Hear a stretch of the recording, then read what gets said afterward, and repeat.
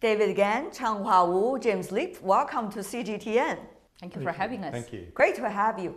Talking about the innovation and the environment, I know every one of you have some great stories to help us to understand that. So why don't we, go with you, David? Let me talk about innovation in the city, because many of us live in the city and cities are getting very crowded and congested. And that puts a lot of strain on the city infrastructure, and that causes damage to the environment. So you and I traveling around doing our business, how are we going to do it in a smarter way? And if we can do it in a smarter way, we can take the load off the environment. The City of London has been doing a lot of experiments about that. You are deeply involved in many of those case studies. Well, we're now collecting data on what you and I do. So we're collecting data on the rubbish we put out. We're collecting data on the pollution, the air pollution down at the street level. We can start to understand why it's happening. We can understand how we react to it and when it's making us unhealthy. And that's really useful for us. That's in the cities. What about in the oceans? Jim, you've been working on oceans for years now. Well, it's true. It's more or less the opposite of the cities in a way. I mean, the Really? city, more than half the world's people live in cities, right? Nobody lives in the ocean, yet it's 70% of the world's surface. And what's defined the way we relate to the oceans for millennia is that they are vast and largely unknown. And suddenly we realize that we're having a huge impact on what's happening in the oceans, and we need to know much more. And the data revolution makes that possible. How? Well, so for example, one of the biggest problems in the ocean is pirate fishing, in fact. I mean, it's a $20 billion a year industry, and it takes fish out of the mouths of local communities and out of the mouths of all of us. And yet it's been almost impossible to catch it. But now, with satellites, we can actually track every fishing boat in the ocean, and we can catch the ones that are fishing illegally. And that information can be put in the hands of governments that allow them to enforce their laws in a way that's never been possible Has that before. been tested? Well, Google has What created... ocean in which country? The Pacific Ocean, a Story. big one. Big one. Google has created something called Global Fishing Watch, actually supported by Leonardo DiCaprio. They have developed this capacity to track boats. They track the fishing boat all the way across the Pacific into the waters of the island nation of Kiribati. They watched that boat as it zigzagged across a marine park, sent that information to the government. The government was able to intercept the boat, capture it, and fine them $2 million. When technologies are helping to enforce the law and technologies are helping with the business community, what about the individuals? Are their rights going to be protected? And also, whether they are going to help to shape what kind of rules to have. I mean, like, as one individual, as one member of the species of the planet, actually, there's no way, say, you need to be free 100% of whatever, any individual can do whatever he or she wants to do. We are always constrained, right? So if you look at the human beings and the nature, so human beings, human society is pretty much constrained by nature, by the planetary, the Earth's boundary there. If you look at the cities, actually, so there are physical boundaries, even biosphere boundaries, actually. So I don't think, actually, yes, there might be cases, whatever, there's a risk, but I wouldn't be really too much worrying about that. Back to sort of the city thing, actually, it's very exciting to see London is already moving forward. China is not lagging behind either. There are more than 500 Chinese cities are literally chartering the smart cities sort of exploration already. And in it, of course, there are many cities looking to transportation system, look at health issues, air pollution issues, look at the lighting, the building, whatever. What's missing today actually is really to integrate everything together. This sort of integrated structure, system change, we're not there yet. But if you look at technologies, they're already here, they're being deployed, at different levels, different locations. And gradually, actually, if we put them together, they could potentially play a bigger role. But Changhua, yes, about the megacities, of course, a lot of systems are already in place. And yet, China is such a place that you have so many diversities when it comes to development stages. So when you talk about China, what kind of China? Which China are you talking about? For less developed regions there, if you look at Guizhou, interesting enough, Guizhou for a long southwestern time, part of China, mountainous area. Yeah, for a long time, it was really the poorest region in the country if you look at a GDP number. But today, it's already leading the big data. Right, and the industry is booming literally there, and all the communication technologies are setting That's up their right. businesses there, everything like that. So there is a leapfrogging opportunities there if the leaders actually at the local level understand it really, Yes. really well. At They this could critical leapfrog. juncture. Yeah, At this very much critical so. juncture. David. First of all, about the integration between systems, I think there's an awful lot more of work to do there. For example, in London, we found that air pollution was getting worse because there were more people doing online shopping. And you think, what? People online shopping? But then you realize there's more and more little vans driving Yes, around the street delivering. delivering single boxes. And also packaging. Packaging materials, yeah. and blocking the roads, Yeah. and then sitting there idle with lots of pollution coming out. So these things are connected.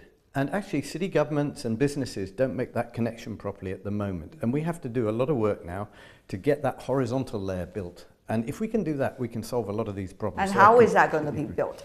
Well, I think that's a very good question. So some companies can do that. The universities play a large part in this. So my university and 2 other big London universities club together, and we're working on a program to integrate that layer of data with the utility and infrastructure suppliers. I want to pick up in that context on, Sure. on this broader integration question, right? Because I think the potential here is to create tools that can be used by communities and governments at different development stages, and to enable action that just simply wasn't possible before, or was only possible by the very wealthy and most developed countries.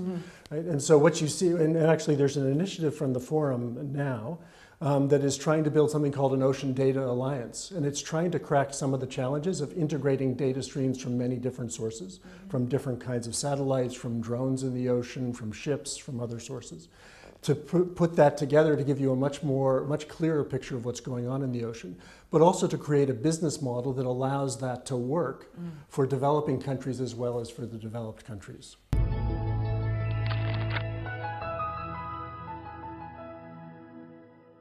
When you see solutions to the challenges of the environment, it has so much to do with technology, with innovation. And there comes another opportunity, quote unquote, of gap, technological gap.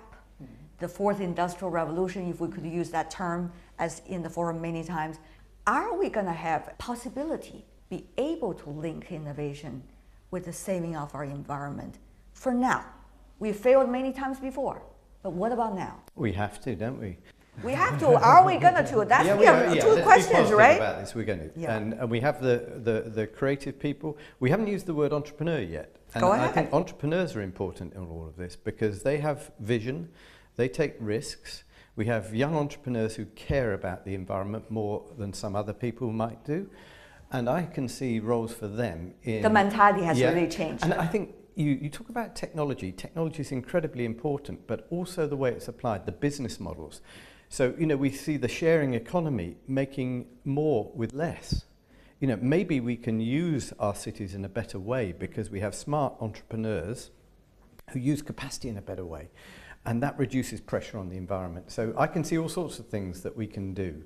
And I think the way in which we use data now exposes where problems are in a better way. If I can just pick up on that, so because I think I'm a techno-optimist, at least a little bit. I want to be with you. There are plenty of ways things can go wrong. You got your time to fight back. No, I'm agreeing with him. All right, I Jim. mean, the history is sobering, the history of technology in some ways. But I think that we have the opportunity here to harness some amazing potential for cracking big environmental problems. Tell me about it. Part of this, and I think part of it is, how do we rely not just on government regulation and business, but actually new ways of bringing people together around mobilizing the solutions that we need, right? So it's startups, it's universities, it's the nonprofit sector, it's different parts of the public sector, but not in the standard sort of traditional mode that we've been in, but actually together figuring out, okay, how do we actually create something that is what the world needs and that has a business model behind it? So it's social innovation as well. It's social If we are innovation talking as about well, the right? technological innovation, we're also looking at social innovation. Well, because the market naturally serves wealthy countries and profitable. So let me give you an example of where it can go. Changhua, you will have your opportunity I to jump know. in. Yeah. Sorry. All right, David, No, go ahead definitely. with your Quick points. story. And Yeah. then, yeah. Where does it go horribly wrong? The hapless Thomas Midgley, he developed lead in petrol, right, in the 1930s for General Motors to make engines more efficient. What did lead in petrol do? It killed children, Yeah. right? What did he then go on to invent? He created refrigeration by designing CFCs, which burned a hole in the ozone layer. He thought he was trying to do good. Yes. Everyone was buying his products. Everyone was celebrating these great innovations, and they were destroying the planet. He finally got very sick and was bedridden, and he hated being taken out of bed by the nurse, so he designed a pulley system so he could take himself out of bed. What happened? It went wrong and it hung him and he died. This is a very important point, actually. So I think part of the debate here convened by the World Economic Forum talking about inclusive, human-centered growth, concept like that, is sort of an effort to bring everyone together to make sure we do not repeat mistakes like that. Make sure we really understand the technology, the plus, minus, pros and the cons, to avoid that, but really to play the positive part of the technologies there. I want to bring back to the innovation and the environmental issues there today, the relationship. I think compared to before, the history, today actually the world probably has never been so much sort of together and wearing the sustainability challenges. And if you look at the Sustainable Development Goals under the UN banner, if you look at the Paris Agreement, the global consensus, those are the sort of setting the foundation actually for the global community to come together, recognizing the global challenges around the environmental sustainability issues. In the meantime, actually really deploying technologies, innovations, as a way and the fourth industrial revolution, system change and the system design becomes a very crucial element, even the starting point. You have all the technologies, the fascinating technologies out there, potentially make everything, a lot of things possible. Yeah. But somehow, in order to deliver the goods part, actually innovation for the goods for sustainability, you need really the systems thinking and system design. And in it, actually, I probably would like to highlight 4 key elements. One, in it, actually, the design. One is the digital. I'm glad you have systematically thinking about our topic today. One, actually, the first one is the digital infrastructure, right? The digital infrastructure rides atop this, we call it super Internet of Things platform embedded in the building blocks, right? So cities actually is one example. It's sort of happening, a lot of cities doing that. Second one, I think, is really we started to realize the biosphere. So ecosystem environment becomes very, very important. China calls ecological civilization, UN calls sustainable development. So we know how important it is, the man-nature relationship. So biosphere matters. The third point actually is really we more and more recognize people matter. Meaning it's not just top-down, it's not just government business, rather it's everyone actually coming together, more include. The word here is inclusive actually. It's a big topic, it's a great word. We need to really drive towards that. The last one is, I think institutions matter. With all the exciting things happening, pros and cons actually, it requires new institutions, new governance, right? And even how we innovate, whatever. What kind of rules, standards we need to set, who set the rules actually. Not only just the government set the rules, regulators set the rules, rather probably everyone coming together, we need to set up the rules. So those are the 4 key elements actually in the sort of system design that's going to be really, really fundamental.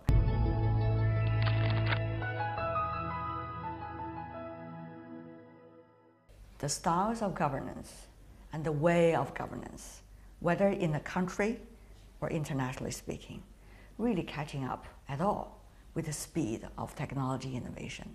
I think, to be fair, this is new, right? And I think the world is sort of learning together. Yes, there are going to be always inadequacies, like this one element lagging behind the other one. But I think actually the vision the world shares already is there. And we pretty much know sort of roadmaps, how to take steps actually stages by stages to get there. So sometimes actually like the Trump-US situation, to a certain extent, you could say that this is a hiccup, right? It's a sort of hiccup at this particular moment because of the flaws of the international multilateralism or whatever, but I think it's okay, right? I think it's okay in a way. It's part of the process, as you It's say. part of the process you had to deal with anyway. Okay. Yeah. While you're saying that, I'm not going to Jim be too was worried. smiling in an interesting way, while David keep on I was waving. disagreeing with you, actually. It's okay. David, go ahead. Well, I think there's something more deep-rooted happened, certainly in my country and across Europe and maybe in the US, which is that this conversation is nice for us to have, but it's bypassing half the population, right? And so we need to find a way of engaging with people that is different from the current discourse or the current way of conversing on these matters. If we don't, we're going to get this clash of opinions. and we're going to get this populist positioning that doesn't care about the environment, might only care a little bit about innovation, by the way, and holds back a lot of social progress. But how will technological innovation help that process? Well, it could do, and we've seen it can sit on both sides of this. I mean, you can see Mr. Trump on Twitter saying certain things, and you can see Twitter being used to counteract that. So, you know, I think we do, and actually engaging with young people is a very, very important thing to do. And technology certainly can play a role over there, because in some countries, you know, like India, for example, there are huge numbers of young people who want a future, and they want a future that's better than today's. And you know, India has to create 1 million jobs a year if they're going to give employment to those young China probably people. even more. China even more. And so if we're not listening to those messages, the innovation environment story is just going to go on the sideline. Yeah, Jim. So, well, no, so I agree with both of them. You can't do that. You said You're supposed to come with different opinions. No, I want to pick up Converge. two different threads here, because one is, I think this goes, your point goes to what Changhua was saying before about inclusive sustainable development, right? I mean, because inclusive is not just about poor countries and rich countries. It's about divisions within countries. And we have to be much more serious than we have been about making sure this transition really works for everybody. Yeah. So that's the first thing. The second thing is, I actually found the Trump announcement about Paris in some ways interesting and in some ways reassuring, because you could see the response from states across the US, from states and cities, from companies. Are you giving us the silver lining here? Well, there is some silver in this cloud, right? I mean, which is, you could see the depth of commitment to Paris. Yeah. Right, across many parts of the US, as well as, of course, across the rest of the world, China and Europe in particular. Yeah. And I think that's interesting. It was a bit of a galvanizing moment for many actors, even though it's obviously something that needs to also be. It is also a soul-searching moment for all of us to think about what we need to do in order to move forward together. You know what, ladies and gentlemen, we have a huge topic today, which is innovation and the environment. Both of these topics are fascinating when they're put together, getting ever more interesting. But I think we really crack it, and we did it with wonderful stories and certainly a lot of strategic thinking. I want to thank the three of you for being with us on this. Before we go, final word from you. What does it take? The right kind of innovation for the better of the environment. Well, so I think we need to find new ways of pulling together actors to drive the innovations we need. Okay, Changhua? do it. Just really do it. I think this now is at the last mile space, actually. That's where probably the weakest link is at this moment. If everyone putting resources together and really do it, we're going to make it happen. Isn't that a sneaker advertisement? Really? And David? Well, we have to lead it with evidence, and you know, our scientific communities need their voice in that. We don't want any of these fake news pieces coming through. We want to know what the facts are, we want to trust the facts, and we want to work on them. David Gann, Changhua Wu, James Leape, what a pleasure to have you. Thank you so much for being with us. Thank you. Thank you. Thank you.